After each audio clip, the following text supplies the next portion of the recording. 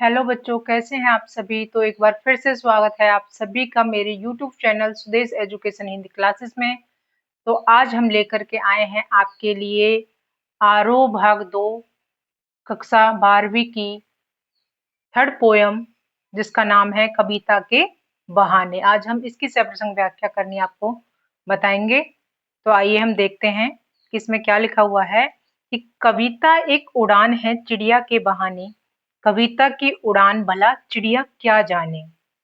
बाहर भीतर इस घर उस घर कविता के पंख लगा, उड़ने के माने चिड़िया क्या जाने। अब सबसे पहले जब भी हम किसी भी काव्यांश की सप्रसंग व्याख्या करते हैं तो सबसे पहले हमने पहले बता रखा है कि उसका संकेत देना होता है। संकेत यानी कि यहाँ से 2-3 शब्द आगे से ले लेते हैं और 2-3 शब्द यहाँ से पीछे से ले लेते हैं और बीच में उसमें डॉट दे करके उसका संकेत हम दे देते हैं, ताकि उसमें पेपर में पता चल जाए कि हमने किस काव्यांश की सप्रसंग व्याख्या की हुई है। उसके बाद हम प्रसंग लिखते हैं। प्रसंग कैसे लिखा जाता है। प्रस्तुत पंक्तियां हमारी हिंदी की पाठ्य पुस्तक आरोह भाग 2 में संकलित कविता, कविता का नाम देना होगा, फिर कविता के बहाने से उद्धृत है। और इसके जो कवि हैं वो कौन है, कुंवर नारायण जी हैं। और उन्होंने इस कविता के माध्यम से बताया है कि जो कविता होती है वो चिड़िया के की तरह उसके पंख होते हैं और वो एक स्थान से दूसरे स्थान पर चिड़िया की तरह उड़ती रहती है। लेकिन जो चिड़िया का तो ये होता है कि वो एक स्थान पर ही कहीं ना कहीं वो ऐसी जगह भी है जहां पर वो ना जा पाए, लेकिन जो कविता होती है वो हर स्थान पर आसानी से चली जाती है। तो इसमें वो यही कहना चाह रहे हैं। तो अब इसकी हम व्याख्या देखेंगे कि किस तरह से इसकी व्याख्या है। कविता एक उड़ान है चिड़िया के बहाने, कविता की उड़ान भला चिड़िया क्या जाने। अब कवि कहते हैं कि जो कविता है वो एक उड़ान है, जैसे चिड़िया के बहाने, जैसे चिड़िया उड़ती रहती है ना, वैसे ही कविता है जो उड़ती रहती है, जिसके पंख निकल आते हैं और वो एक स्थान से दूसरे स्थान पर उड़ जाती है आसानी से। फिर दूसरी पंक्ति में वो क्या कह रहा है कि कविता की उड़ान भला चिड़िया क्या जाने। अब लेकिन जो कविता है उसकी उड़ान इतनी है कि वो हर जगह आसानी से पहुंच सकती है जहां पर चिड़िया भी नहीं पहुंच सकती, इसलिए चिड़िया भी उस उड़ान को नहीं पहचान सकती। बाहर भीतर इस घर उस घर कविता के पंख लगा, उड़ने की माने चिड़िया क्या जाने।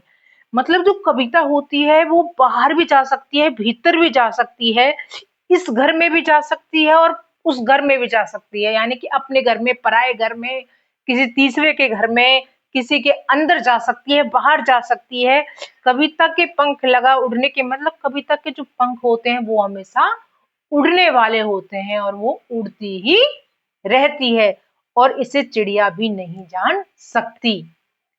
तो ये थी इसकी सेपरेशन व्याख्या। अब आगे देखिए।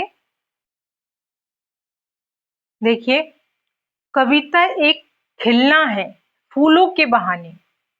कविता का खिलना भला फूल क्या जाने। बाहर भीतर इस घर उस घर बिना मुरझाए महकने के माने फूल क्या जाने। अब इन पंक्तियों में जो कवि है वो क्या कहना चाहता है, सबसे पहले हमने पहले बताया था इसका प्रसंग लिखा जाएगा। पहले संकेत, उसके बाद प्रसंग, व्याख्या, उसके बाद क्या होता है भावार्थ बताना पड़ता है कि इसमें कवि कहना क्या चाह रहा था, उसका भाव क्या निकल के आया है। और उसके बाद होता है विशेष, जो कि हम आपको पहले ही अपने एक वीडियो में बता चुके हैं। अगर आपको जानना है तो हमारे लिंक पर जाइए और वहां से आप देख सकते हैं। तो आइए फिर से देखते हैं कि कविता एक खिलना है फूलों के बहाने। कि कविता क्या है, एक खिलना होती है, जैसे फूल खिलते हैं ना, उसी तरह से कविता भी हमेशा खिलती रहती है। कविता का खिलना भूला भला फूल क्या जाने। अब वो कहती वो खिलती तो है, लेकिन जो कविता का जो खिलना है उसको फूल भी नहीं जान सकते, क्योंकि जो कविता होती है वो इस घर उस घर अंदर बाहर हर जगह चली जाती है। बिना मुरझाए महकने के माने फूल क्या जाने। क्योंकि जो कविता होती है वो फूलों की तरह नहीं होती, मतलब फूल तो एक बार खिल जाते हैं लेकिन मुरझा भी तो जाते हैं, लेकिन कविता ऐसा बिल्कुल नहीं होती। क्योंकि कविता जो होती है वो एक बार अगर खिल जाती है तो वो कभी भी मुरझाती नहीं है, वो कभी भी समाप्त नहीं होती। उसे हम जब चाहे जहां चाहे आसानी से पढ़ सकते हैं, वो हमेशा ही महकती रहती है और अपनी सुगंध बिखेरती रहती है। आई होप आपको समझ में आ गई होगी ये पंक्तियां भी। अब आगे देखते हैं कि कविता एक खेल है बच्चों के बहाने, बाहर भीतर यह घर वह घर सब घर एक कर देने की माने बच्चे ही जाने। अब इन पंक्तियों में क्या कह रहा है कवि? अब कवि क्या कह रहा है, पहले प्रसंग लिख देंगे, उसके बाद व्याख्या। व्याख्या देखिए कि कविता एक खेल है। कविता क्या है? एक खेल है बच्चे के बहाने। जिस प्रकार बच्चे होते हैं ना, जैसे हर समय खेलना ही खेलना उनको दिखता रहता है, कभी इस घर में जाएंगे कभी उस घर में जाएंगे, या अपना घर हो या पराया घर हो, किसी दुश्मन का घर हो, वो हर जगह आसानी से चले जाते हैं, उनकी कोई रोक टोक नहीं होती। वो ये नहीं सोचते कि कहीं इस घर में मेरा किसी से कोई झगड़ा तो नहीं है। वह सब घर एक कर देने की माने वो सभी घरों को क्या कर देते हैं? एक कर देते हैं। उसी प्रकार क्या होती है? एक कविता होती है जो अंदर बाहर ऊपर नीचे कुछ नहीं देखती और हर जगह आसानी से चली जाती है और अपनी छाप छोड़ देती है और इस जड़ चेतन और अतीत, वर्तमान और भविष्य में समाहित हो जाती है, जैसे कि बच्चे करते हैं जो कि एक स्थान से दूसरे स्थान पर आसानी से चले जाते हैं। तो ये थी हमारी आज की पोयम, कविता। आई होप आपको समझ में आ गई हो। वीडियो पसंद आए तो ज्यादा से ज्यादा लाइक करें, शेयर करें और सब्सक्राइब करना ना भूलें। धन्यवाद।